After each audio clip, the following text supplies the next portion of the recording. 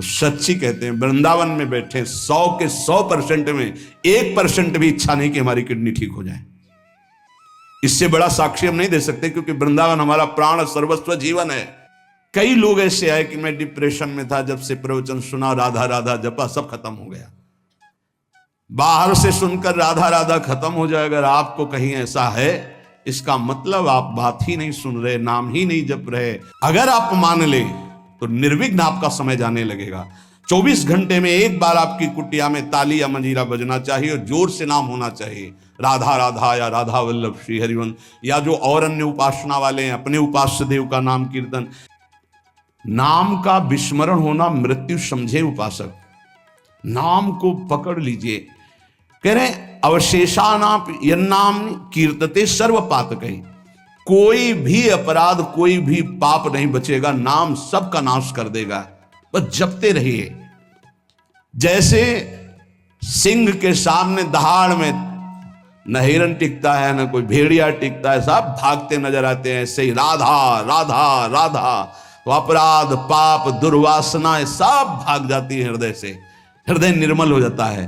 पर निरंतर दीर्घ काल, श्री पातंजलि जी कह रहे सातु दीर्घ काल निरंतर सत्कार सेवितो दृढ़ भूमि, आदर सहित दीर्घ काल तक निरंतर जपा जाए।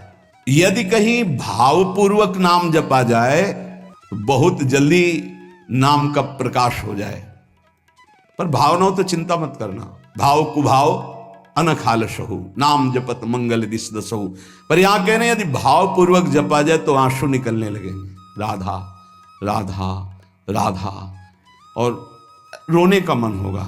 असल आपसे पूछा जाए क्यों रो रहे हैं तो आपके पास कोई उत्तर नहीं होगा कि मुझे कुछ याद आ रहा है या किसी या कुछ नहीं, आप उत्तर नहीं दे पाएंगे, बस आंसू चल रहे हैं। सर्वोत्तम साधना नाम की, जैसे धातु को शुद्ध करने के लिए अग्नि में डाला जाता है, जलाकर मल रहित कर देती है, ऐसे नाम से एक अग्नि पैदा होती है, साधक उसको सहे। जब अग्नि जैसे होती तो ताप होता है, ऐसे नाम जपने से हृदय में एक जलन पैदा होगी जो तुम्हारी दुर्वासनाएं छुपी हुई उनको भस्म करेगी। उस समय आप विचलित मत होइएगा, गंभीर धैर्य पूर्वक उस ताप को सह लीजिएगा। विश्वास कीजिए अनंत जन्मों की जलन मिट जाएगी अगर सह गए। अगर मनुष्य नाम के बल से इस जलन को सह जाए तो फिर नरक यंत्रणा, मां के गर्भ में जाना, ये सब खत्म हो जाएगा। देखो हम बड़े बड़े कष्ट सहने के लिए तैयार हो जाते हैं जब हमें पता हो जाता है कि अब हमको ऑपरेशन करवाना ही पड़ेगा। अब फिर राजी हो जाते हैं, पैसा दे देते हैं, दस्तखत कर देते हैं कि यदि हम मर जाएं तो आपका कोई दोष नहीं। क्यों? अब वो पीड़ा हटानी है। हो सकता है महीनों बिस्तर में हमें, हो सकता है इन्फेक्शन भी हो जाए, परेशान, पर ऑपरेशन करना ही पड़ेगा। ऐसे ही मान लीजिए अब ये ऑपरेशन करना ही पड़ेगा। जन्म जन्मांतरों से हमारा भव रोग बढ़ चुका है, अब ऑपरेशन के लिए तैयार हो जाइए। ऑपरेशन के लिए तैयार क्या होता है? चीड़ा फाड़ा जो लगेगा, सुन्न का सुई लगेगा, बड़ा कष्ट सहना पड़ेगा, महीनों बिस्तर में पड़े रहना पड़ेगा, पर हम वो करेंगे अब, क्योंकि इस रोग से निवृत्त होना है। ऐसे ही हमको विकारों से जलना पड़ेगा, हमको प्रियजनों की भावनाओं से बचना पड़ेगा, हमको अपनी प्रिय भावनाओं से बचना पड़ेगा, हमको अकेला अकेला पूरे विश्व से युद्ध करना पड़ेगा, तब भव समुद्र से पार होता है। भव रोग से क्या अकेला? इस मार्ग में कोई किसी का सहयोगी नहीं होता, पक्का समझना। आपको स्वयं लड़ना होगा, क्योंकि अंदर का विषय होता है। बाहर तो हजारों लोग मित्र हैं, लेकिन मेरी अंदर की सामर्थ्य हमको बचाएगी। बाहर की सामर्थ्य जन समुदाय की नहीं बचाएगी। हमारे अंदर कोई वृत्ति आ रही हो, अंदर का भजन बचाएगा, बाहर का नहीं। एक एक वृत्ति आपको सुधारनी, आपको लड़ना होगा। पर आप अगर निश्चय कर ले तो आप लड़ सकते हैं, क्योंकि आप हरि के अंश हैं, आप में सब सामर्थ्य है। देखो लगता है कि एक सुई लगती है तो लगता है हम नहीं सह पाएंगे, भारी से भारी जब कष्ट आए तो सब कोई सह जाता है। ऐसे जीवन में सबके कष्ट आते हैं। बहुत सामर्थ्य है आप में, आप बहुत कुछ सह सकते हैं, आप टूटिएगा नहीं। जैसे प्रलयाग्नि प्रकट होती है तो सबको भस्म कर देती है, ईंट आदि सब द्रवित हो जाते हैं, सब कुछ द्रवित, भयंकर अग्नि में सब द्रवित हो जाते हैं, सब राख हो जाते हैं। ऐसे कह रहे हैं जब नाम जपते जपते तुम्हारी नाम में रुचि हो जाएगी तो युग युगांतर से जो तुम्हारे पाप के संस्कार अंदर हैं, एक दिन के हैं, एक दिन के हो तो खत्म हो जाएं, युग युगांतर से वो अंदर नाम अग्नि पैदा करेगा कि सब भस्म हो जाएंगे। बस आप चुपचाप नाम जप करते रहिए, गोविंद गोविंद कृष्ण कृष्ण हरि हरि। यदि अज्ञान से तुम्हें कुछ पता नहीं नाम का क्या प्रभाव है, क्या लाभ मिल रहा है नहीं मिल रहा, पर संत ने कहा है, सत्संग में सुना है, अब तो नाम जपेंगे। पुण्य श्लोक भगवान श्री हरि का नाम, प्रियाजू का नाम आप जपने लगे, आपका मंगल हो जाएगा। सच्ची मानिए, यदि आप चाहेंगे नाम जप से तो रोग को मिटा देंगे, चाहेंगे तो। पूरे धन्वंतरी जी ने आयुर्वेद का शोध करके देखा तो जो औषधियों में शक्ति पाई गई उससे लाखों गुना बढ़ करके रोग मिटाने की शक्ति भगवान के नाम में पाई गई। जैसे किसी वैज्ञानिक कैंसर के विशेषज्ञ जब उन्होंने सरकार की बात सुनी कि दतून करते हैं ऐसे, तो उन्होंने कहा इसका विज्ञान सपोर्ट नहीं करता है, क्योंकि विज्ञान प्राकृतिक बुद्धि का सपोर्ट करता है। भजन बल से वो किसी के रोग नष्ट नहीं करते थे, बहुत दैन्यता से वो रोग, तो दया आ गई, करुणा आ गई, उस रोग को अपने ऊपर ले लिया और उसके रोग की निवृत्ति कर दी। जैसे भाई जी को करुणा आई, राधा बाबा के रोग को अपने ऊपर ले लिया, उनको रोग की निवृत्ति कर दी। ऐसे महापुरुष जन कर नाम से वो अपने रोग नहीं मिटा सकते थे क्या? अपना पैर कटवा लिया, अपना नहीं करते, क्योंकि लिया है उन्होंने, स्वीकार। यही तो संत महापुरुषों की महिमा गाई गई है कि वो दूसरों के लिए अपने कष्ट को बढ़ा देते हैं और उनको पता नहीं है, उनको पता भी नहीं चल। राधा बाबा को तो श्री कृष्ण चंद्र जी ने कहा कि जो भाई जी महीनों से अस्पताल में पड़े, ठीक नहीं हो रहे, वो आपका प्रारब्ध भोग रहे। तब बाबा जा करके बोल, भाई जी ने कहा क्यों व्यर्थ की बात कर। जब उन्होंने कहा नहीं श्री कृष्ण ने कहा है, तो उनका बाबा हमें कोई फर्क नहीं पड़ता, लेकिन आपको फर्क पड़ जाता, इसलिए हमने प्रारब्ध को आपके स्वयं ले लिया है। अब आप एक प्रसंग पर ध्यान दीजिए, महाप्रभु चैतन्य देव के। जब तीर्थ याटन में महाप्रभु चैतन्य देव विचरण कर रहे थे तो एक नगर में गए, जहां जाते थे हजारों लाखों लोग उनके दर्शन के लिए दौड़ पड़ते थे। महाप्रभु साक्षात प्रेम मूर्ति, और भगवान करुणा करके ऐसे रूपों में आते हैं जगत मंगल करने के लिए।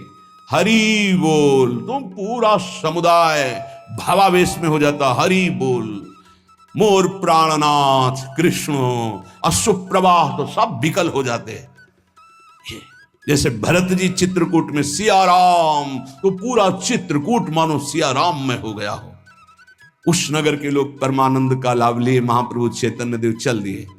तो एक वासुदेव कुष्ठी थे जिनके गलित कुष्ठ शरीर में था, वो चल नहीं सकते थे, तो घुटनों के बले से रगड़ रगड़ करके वहां आए। जब वहां आए तो भीड़ लगभग जा रही थी, तो उनका कहाँ गए वो सन्यासी महापुरुष जिनके सब दर्शन करने आ रहे थे, मैं नीच भी दर्शन करने आया, कहाँ गए? बोले वो तो चले गए। बहुत विकल हुए, रो पड़े कि वैसे ही दुर्दशा भोग रहा हूं, एक बार नाम सुना था, दर्शन पाने के लिए आया, वो तो चले गए, हाय अब कैसे, मैं चल भी नहीं सकता, दौड़ भी नहीं सकता। इतनी विकलता कि महाप्रभु एकदम खड़े हो गए और दौड़ पड़े वापस और लौट करके आए।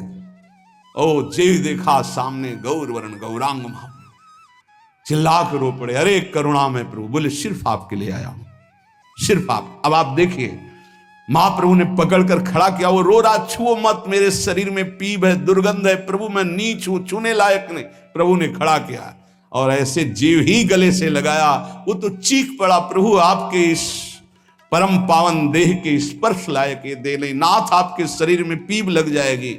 महाप्रभु ने बिल्कुल नहीं सुना और ऐसे गले से लगाया और कहा, तुम्हारे स्पर्श से श्री कृष्ण के आलिंगन का सुख मिल रहा है। जे भी आंख खोलकर वासुदेव कुष्ठी ने देखा तो कहीं कोई कुष्ठ नहीं। वैज्ञानिक मानेंगे इसे, आप चैतन्य चरित्र में पढ़ लीजिए, जे ही महाप्रभु चैतन्य देव ने आलिंगन किया, एक भी कुष्ठ का दाग नहीं रह गया। क्या हुआ? कृष्ण नाम का प्रभाव। एक आत्महत्या करने जा रहे थे, गलित कुष्ठ था, भाई जी के पावन चरित्र में पढ़ लीजिए, तो कंबल ढके हुए वो उनको किसी ने कहा कि मरने से पहले एक बार भाई जी के पास चले जाओ, ऐसे महापुरुष के दर्शन करके ही मरो जब तुम्हें मरना ही है तो। पर एक बार उनका उद्देश्य था कि भाई जी के पास जाएगा तो इसका विचार बदल जाएगा, आत्महत्या का जो है ये विचार नहीं रहेगा। भाई जी ऑफिस में थे, किसी ने कहा कोई बहुत अपने शरीर को ढके हुए केवल आंख दिखाई दे रही और रो रहा है, कह रहा है एक बार भाई जी के दर्शन करा दो। भाई जी तत्काल भावावेश में हो गए और बुलाया, हाँ क्या सेवा करे, क्या बात, आप क्यों रो रहे हैं? उन्होंने कहा कि प्रभु मैं बहुत पापी और नीच हूं। नहीं नहीं भाई ऐसा मत बोलो, क्या बात है, आप कंबल से अपना मुख क्यों ढके, हटाइए। तो जे भी हटाया तो घाव पीप पूरे शरीर में, गलित कुष्ठ, पापों का बड़ा भारी दंड। सहम गए देखकर भाई जी। उनका नहीं नहीं कोई बात, बोले बस मैं आपके दर्शन करके आत्महत्या करना चाहता हूँ, कोई भी मुझे कहीं समाज में कोई ठौर नहीं, सब मुझे घृणा की दृष्टि से देखते हैं, इसलिए मैं अपने भाई जी ने कहा नहीं नहीं तुम्हारे ऊपर श्री कृष्ण की कृपा है, ऐसे जे भी आलिंगन किया कुष्ठ गायब। चरित्र में पढ़ ले, क्यों? क्योंकि नाम जप है, संकल्प किया उसके संपूर्ण पाप नष्ट हुए, भस्म हुए, रोग गायब। रोग कहां से होता है? पाप का दंड है रोग, खत्म हो गया। कितना भी बड़ा रोग हो जो किसी और औषधि से न खत्म हो रहा हो और नाम जब किया जाए और संकल्प कर दिया जाए कि ये रोग ठीक हो जाए, तो हरिनाम औषधि से बड़ा असाध्य रोग भी ठीक हो जाता है। बोले कर लो अपनी किडनी ठीक, बीमार तो हो आप। तो सच्ची कहते हैं वृंदावन में बैठे 100 के 100% में 1% भी इच्छा नहीं कि हमारी किडनी ठीक हो जाए।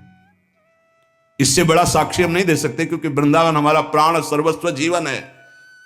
1% 100 में नहीं कि ठीक हो जाए, जैसे चला रहे वैसे चलाओ। अब इससे हमें ठीक होने का तात्पर्य नहीं, क्योंकि जो ठीक होना चाहिए वो ठीक हो गया। हम भले हैं, बुरे हैं, नीच हैं, अच्छे हैं, जैसे हैं। अपनी प्रियाजू के ठिकाना मिल गया गोरे चरणारविंद का, इसलिए इसकी जरूरत नहीं है। आप चाहे 100 वर्ष रखो, चाहे 1 सेकंड में इसको बुला लो, कोई परवाह नहीं इसकी।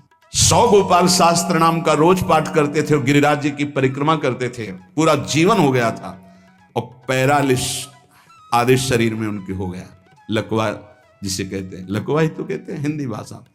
तो हरि बाबा, पूज्य जुड़िया बाबा, ये सब जानते थे, इतने बड़े महापुरुष थे। उनके पास गए और कहा बाबा काहे को लीला कर रहे हो, अगर आप संकल्प करो तो पूरे भारत का पैरालिस ठीक हो जाए, आप अपने क्यों असमर्थ होकर पड़े हुए हो? तो उनका बाबा विनोद क्यों करते हो? क्या मच्छर मारने के लिए ब्रह्मास्त्र का प्रयोग किया जाता है? अरे ये शरीर छूटेगा आज नहीं तो कल, इसके लिए भगवान नाम और भजन का प्रयोग करें। नहीं, बाबा मुस्कुरा दिए। पर शास्त्रीय सिद्धांत, यदि आप औषधि से भी नहीं ठीक हो रहे हैं, तो नाम जप कीजिए और संकल्प कीजिए कि ये रोग ठीक हो जाए। पक्का ठीक हो जाएगा, जब उस पाप की नष्ट करने योग्य आपका भजन बन जाएगा, पक्का ठीक हो जाएगा। जिनके स्मरण और नाम कीर्तन से संपूर्ण मानसिक चिंताएं, शारीरिक रोग और भी व्याधियां, वो सब नष्ट हो जाएंगी नाम से। मानसिक चिंताएं, कई लोग ऐसे आए कि मैं डिप्रेशन में था, जब से प्रवचन सुना, राधा राधा जपा, सब खत्म हो गया। बाहर से सुनकर राधा राधा खत्म हो जाए, अगर आपको कहीं ऐसा है, इसका मतलब आप बात ही नहीं सुन रहे, नाम ही नहीं जप रहे। अरे नाचने का मन होता है।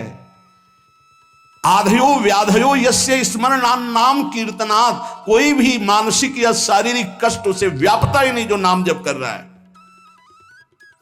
सच्ची मानिए, आप पकड़िए, इस बात को पकड़िए, नाम जप से सब कुछ ठीक हो।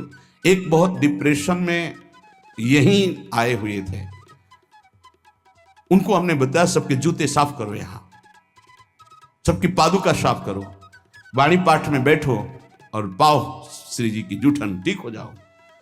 ये कोई आशीर्वाद नहीं था, ये पाप नष्ट करने की प्रक्रिया थी।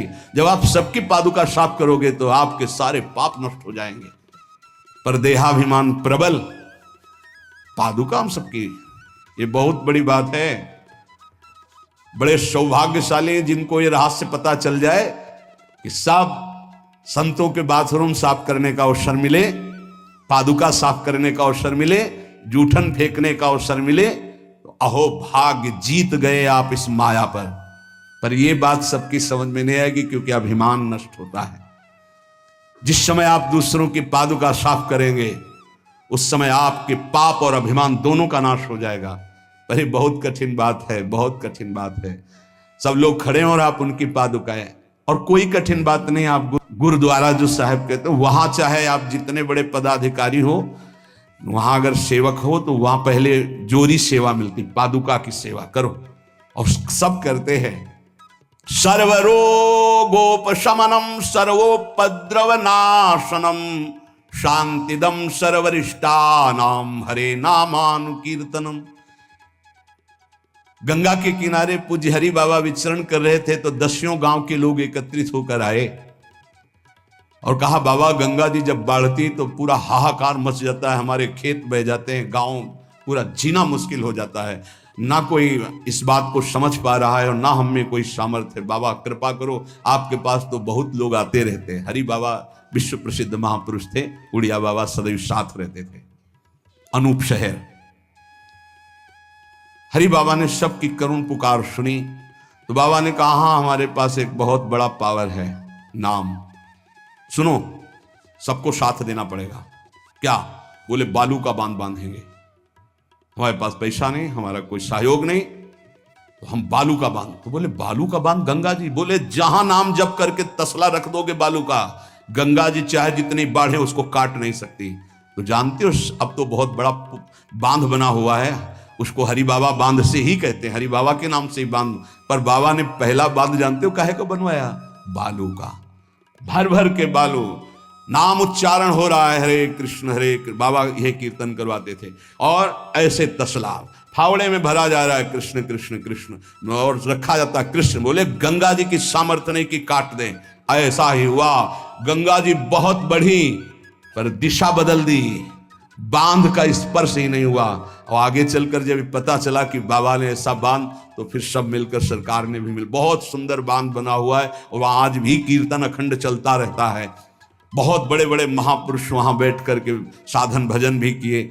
हरि बाबा उड़िया बाबा जब थे तो भाई जी महाराज, बड़े बड़े संत जाकर वहां सत्संग करते थे। नाम का प्रभाव गंगा जी ने नहीं स्पर्श किया, उस बांध को जो बालू का बांध दिया गया। आप समझते क्या? नाम में अपार। कैसे कोई वैज्ञानिक मानेगा इस बात को कि ये नाम का प्रभाव?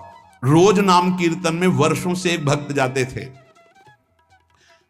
बाबा ने पूछा, देखो अगर संत किसी को पूछते हैं तो आप ये समझ लो कि आपके जन्म जन्मांतरों के सुकृत सफल हो गए कि आप उनकी स्मृति में हैं। वैसे तो दृष्टि नहीं जाती, पर सब जब जहां अपनापन हो जाता है दृष्टि, वो भगत नहीं दिखाई दे रहे तो उनका प्रभु तो आज ही पधार गए बिना कीर्तन के। ये कोई 200-400 वर्ष नहीं हुए हरि बाबा को गए, भी बहुत 60-70 वर्ष हुए होंगे। उड़िया बाबा, हरि बाबा, भाई जी सब एक समकालीन महापुरुष है। उनका बाबा, उनका तो विमान बन रहा है, वो तो दाह संस्कार के लिए ले जाएंगे। बोले नहीं, पहले विमान यहां लाओ। बाबा घंटा बजा करके बोलते, हरि बोल।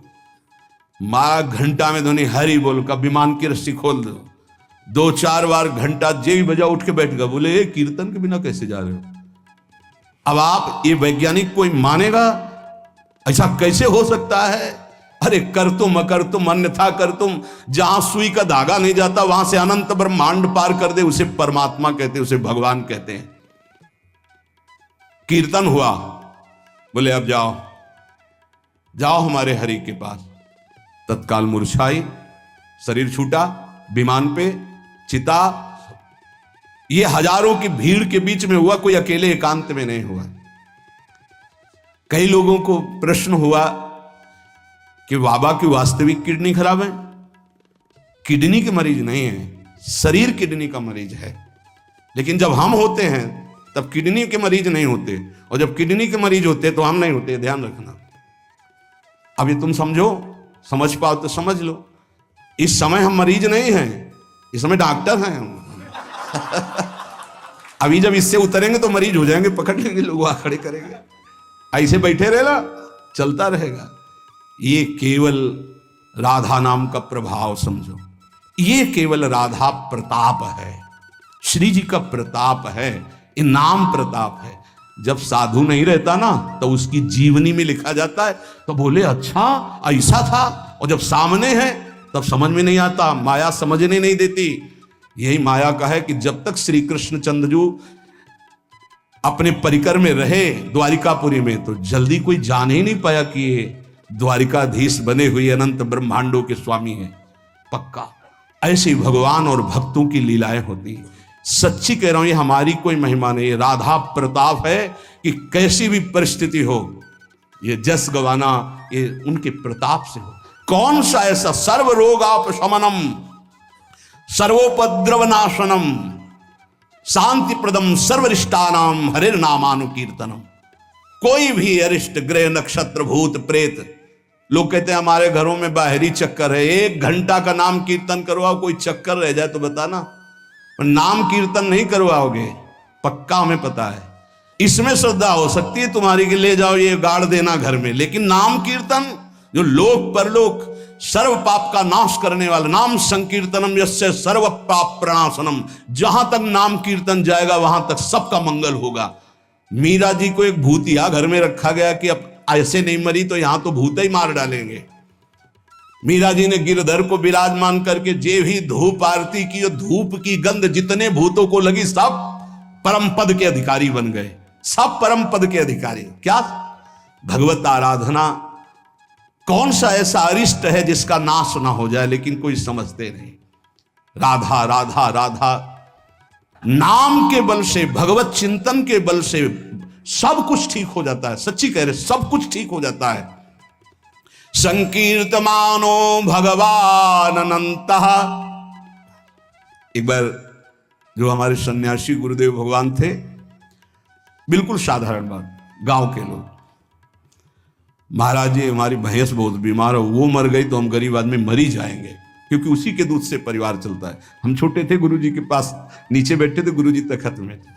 अरे भैया हम तो कोई पशु के डॉक्टर थोड़ी हैं। कहा स्वामी जी हमें पता है आप कर सकते हो। एक अपनापन होता है। तो ऐसे नारियल का कमंडल रखा था, उनका नारायण नारायण नारायण कटोरी में डाला और कहा लियो भैंस को पिला देना। अरे भैंस ठीक हो गई। अब जितने भैंस हो गाय के तो सब वहां भीड़ लगने लगी। गुरुजी ने कहा भैया पशु के डॉक्टर थोड़ी, वो बेचारा गरीब आदमी था, ऐसा कह रहा। संकल्प कर ले और संत कह दे तो क्या नहीं हो सकता, क्या नहीं हो सकता। जाओ तुम्हारा मंगल हो जाए, तो उनके पास भजन है, उसके बल से मंगल हो जाता है। ऐसा थोड़ी कि वो कोई सिद्धि जानते कि तुम्हारा रोग नष्ट कर देंगे, जाओ तुम्हारा मंगल हो जाए। उनके पास नाम बल है, उससे हो जाता है। जब अनंत महिमाशाली भगवान का नाम जब किया जाता है तो नाम चित्त का मार्जन करके, जैसे सूर्य उदय होता है तो अंधकार नष्ट हो जाता है, ऐसे हृदय में ज्ञान प्रकाशित कर देता है। इतना नहीं कि वो पाप नष्ट कर देता है, विघ्न नष्ट कर देता है, विशुद्ध ज्ञान प्रकाशित कर देता है। एक बड़ा रहस्य की बात इसमें कह रहे हैं, जो हमारा प्रारब्ध भोग है ना, नाम से इसको 1 मिनट में मिटाया जा सकता है, किसी के भी, अपने या दूसरे के। लेकिन हम बहुत बड़ा प्रारब्ध मिटा रहे हैं। अनंत जन्मों के कर्म संस्कार जो हमें बार बार जन्म मरण के चक्र में फंसाते हैं, आखिरी जन्म होना है, इसलिए इस शरीर के प्रारब्ध तो सह लेते हैं और आगे के जितने हो, पीछे के जितने हो, सबको भस्म करके भगवत प्राप्ति कर लेते हैं। इस रहस्य के कारण बड़े बड़े संत अपने शरीर के प्रारब्ध को नहीं मिटाते हैं। यद्यपि सामर्थ्य उनमें है, ऐसा नहीं कि वो नहीं मिटा सकते, बड़ी सामर्थ्य है। कैसी कैसी सामर्थ्य भाई जी महाराज के चरित्र में पढ़ करके आप देखो, अभी कोई बहुत वर्ष थोड़ी हो गए भाई जी को अंतर ध्यान हुए। कैसी कैसी सामर्थ्य सिद्ध महापुरुषों में हुई है नाम के बल से। लेकिन उनके शरीर में, जिस दिन बाबा का शरीर पूरा होना था, अंतिम समय था, सुबह उठे, ऐसे सत्संग हाल में आए और कहा आज तो स्मशान होगा। किसी को समझ में नहीं आ रहा था, बोले आज स्मशान होगा, किसी को समझ नहीं। अपने आप बैठ गए। जो भागवती कथा कह रहे थे आनंद चैतन्य ब्रह्मचारी, उनसे कहा कि आप रुको, और 2 श्लोकों की व्याख्या की। यद्यपि आत्मा का जन्म मरण नहीं होता, अजन्मा है, अविनाशी है। दूसरा, जिसका जन्म होता है उसका मरण निश्चित होता है, इस शरीर का। व्याख्या की, पद्मासन लगा के बैठ गए, कहा शुरू करो। किसी को कुछ समझ में नहीं आ रहा। 5 मिनट बाद ही घटना घटती है।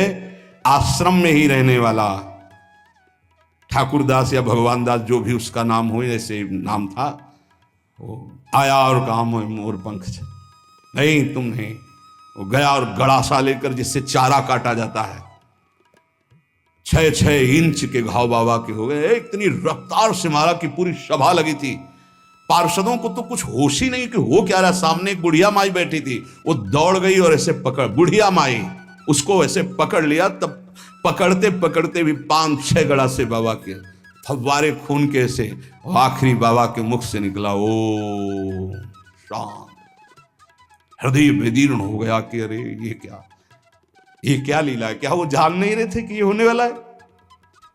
पूज्य स्वामी श्री मग्नानंद सरस्वती जी महाराज हमने बताया है, सुबह बैठे और कहा सुनो, जैसे शरीर हमारा छूटे ना, एक ऐसा बॉक्स जैसा बनाना और उसमें पधराते समय सोचना कि भगवान विष्णु अपने शेष सैया पर शयन करने जा रहे हैं और गंगा में प्रवाहित कर देना। अच्छा भाई, तो तुम लोगों में कौन कौन हमारे साथ चलेगा? अपने शिष्यों से कहा।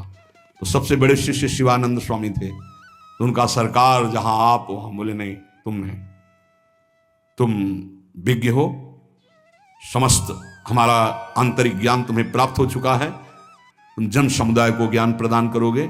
और कौन कौन चलेगा? तो 10 लोगों ने कहा कि आपके साथ ही हम चलेंगे। ये किसी को पता नहीं था कि आज ही घटना घटने वाली है। ठीक है। ठीक 2 बजे बाबा सरकार लघु शंका के लिए निकलते थे, आसन से हटकर फिर आसन में बैठ जाते थे। जे भी लघु शंका के निकले तो एक बावरा आदमी जो वहीं आश्रम में ही आकर के टिका था, सबको लगता था ये कुछ खतरा पैदा करेगा। वो गांजा पीता था, कुल्हाड़ रखता था साथ। बाबा सरकार रोज अपने भोग से दूध उसे पिलाते थे। जे भी लघु शंका को निकले 8-10 कुल्हाड़ ऐसे महापुरुष के जो अस्थिमात्र हो रहे शरीरा, योग के पुंज एक ही समय में कई जगह पाए गए। ऐसे सिद्ध महापुरुष मग्नानंद सरस्वती जी महाराज एक ही समय में कई जगह पाए गए। बाबा सरकार को लहू लुहान हो गया। आए उस स्थिति में सब अधकटे अंग सिद्धासन में बैठ गए। वो पीछे आया और जिन 10 लोगों ने कहा था साथ चलेंगे, साहब को मार के, और जिन लोगों को बाबा सरकार ने कहा था नहीं, एक भी खरोच उनके शरीर में नहीं आई और भाग गया। मानो काल ही ऐसे, उनको पता था। ऐसा नहीं कि भजनानंदी महापुरुषों को पता नहीं होता कि अब क्या होने वाला है, पर वो भगवान के रहस्य को वैसे ही रखते हैं जैसा भगवान चाहते हैं। क्या पूरे जीवन भर महान तप, परिणाम अंत में तो ये परिणाम थोड़ी है। भगवान करुणा निधान बड़ी प्रसन्न मुद्रा में पीपल के नीचे, बहेलिए ने देखा श्री चरण का तलवा तो ऐसा उसको भ्रम हुआ कि हिरण का मुख और माला तान के बाण भगवान के चरणों में। जो ही नजदीक गया देखा द्वारिकाधीश भगवान कांप गया। भगवान ने कहा मम इच्छा कह दीन दयाल। तुरंत दिव्य विमान आया और उससे कहा इसका फल है कि तुम परम पद में जाओ। और भगवान अंतर्धान हो रहे, निमित्त बनाकर वो सशरीर भगवान अंतर्धान। भजन करने से इसका कोई लेना देना नहीं रहता कि शरीर को रोग है, कि शरीर कैसे छूटता है। इतने महामहिम बक्सर वाले पूज्य मामा जी महाराज, अद्भुत संत, जिनको मामा जी ही इसलिए कहा जाता था कि जानकी जी पर दृढ़ भाव था, मेरी बहन है, मेरे बहनोई राम जी हैं। शायद इनमें से किसी लोगों ने दर्शन किए। बहुत ही करुणा मूर्ति। अगर कोई वैष्णव झुकता है तो लाठी रख करके प्रणाम करें। हमने काशी में और यहां वृंदावन में भी दर्शन, बड़ी सभा में सर्वश्रेष्ठ सम्मान दिया जा रहा था। और जब उनको बोलने को हुआ तो उन्होंने कहा मां अपने गोद पर बेटे को बैठा लेती तो ये कोई सम्मान बेटे का नहीं होता है, ये मां का दुलार होता है। ऐसे आप सब महापुरुषों ने ऐसी वाणी, ऐसी दैन्यता, और शरीर कैसे पूरा हुआ जानते हो। जा रहे थे भगवत कथामृत पान कराने, गाड़ी का ऐसे राधा अंतिम शब्द था जो पास थे, राधा बरसाने से दर्शन करके गए थे, राधा किस हेतु से कैसे जाते हैं इसका निमित्त नहीं, कहां जाते हैं ये बात है। श्री जी के पास गए। नाम सब साधनाओं की त्रुटि को पूरी कर देता है। इसीलिए कल शाम के बहुत आर्त भाव से कह रहे थे कि 10 मिनट घर में कीर्तन कर लिया करो। आपके कमरे का वातावरण भागवती खो जाएगा यदि आप कीर्तन कर लेंगे। पर सुन लीजिए हमारी बात, माइक से कह रहे हैं तो भी नहीं सुनाई दे रहा है, नहीं सुनाई दे रहा है, इसका मतलब आप कर नहीं रहे। अगर करते हैं तो सुन रहे हैं आप। 10 मिनट आप चाहे गृहस्थ हो चाहे विरक्त हो, 10 मिनट कीर्तन कर लीजिए। आपकी कुटिया का वातावरण भागवतिक हो जाएगा, कोई आपको मानसिक विघ्न नहीं होगा। 10 मिनट कीर्तन कीजिए, अगर आप मान ले तो निर्विघ्न आपका समय जाने लगेगा। 24 घंटे में एक बार आपकी कुटिया में ताली या मंजीरा बजना चाहिए और जोर से नाम होना चाहिए, राधा राधा या राधा वल्लभ श्री हरिवंश, या जो और अन्य उपासना वाले हैं अपने उपास्य देव का नाम कीर्तन।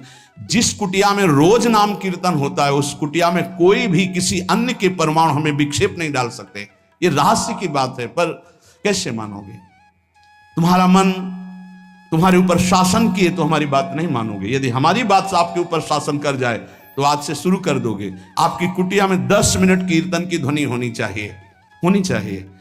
जैसे बड़े भाग्यशाली जन हैं, कई वर्ष पहले ये हुआ कि जिस कॉलोनी में रह रहे हैं उस कॉलोनी में कीर्तन होना चाहिए। आज भी कीर्तन, कितना सुख मिलता है जब आसपास ये राधा नाम का कीर्तन करते हैं तो हृदय, और 50 लोग पीछे चलते हैं नाम कीर्तन करते हुए, पूरी कॉलोनी में गूंजता है नाम कीर्तन। आप अपनी कुटिया में अपने मंगल के लिए, अपने वातावरण अनुकूलित के लिए, जो आपके दिमाग को भागवतिक बना सके, 10 मिनट नाम कीर्तन कीजिए, मान लीजिए, फिर आप परिणाम देखिए। जोर जोर से नाम कीर्तन कीजिए। नाम से समस्त त्रुटियों की पूर्ति हो जाती है। मंत्र तंत्र तच्छिद्रम देश कालार्ह वस्तुतः सर्वम करोति निश्छिद्रम नाम संकीर्तनम तव। जैसे आप मंत्र जप कर रहे हैं तो आपकी कोई त्रुटि हो गई है, कई तरह की त्रुटि हो जाती है। आप मंत्र जपते जपते कोई बोल दिए, कोई बात कर दिए, निषेध है मंत्र में, जब तक माला पूरा ना हो जाए तब तक नहीं। वैसे भी मंत्र में मान लो कोई शब्द ऐसा जो आप त्रुटि कर दिए हैं, तो जहां आप माला पूरा करें कि 11 माला हो गई, हमारा 21 माला हो गया, तो 5 मिनट नाम कीर्तन करें, तो जितनी भी त्रुटि होगी मंत्र जाप की वो पूरी हो जाएगी। ऐसे यज्ञ है, कुछ भी अनुष्ठान है, उस अनुष्ठान के बाद 10 मिनट नाम कीर्तन कीजिए, वो पूर्ण हो जाएगा। कोई भी त्रुटि आपके फल में बाधा नहीं पहुंचा पाएगी यदि नाम कीर्तन हो जाता है हर अनुष्ठान के बाद। बहुत जोर की बात कह रहे, चोरी चोरी भजन करना सीखो। श्रीपाद कह रहे, चोरौ निशीथे, निशीथ कहते हैं अर्धरात्रि को 12 बजे। चोर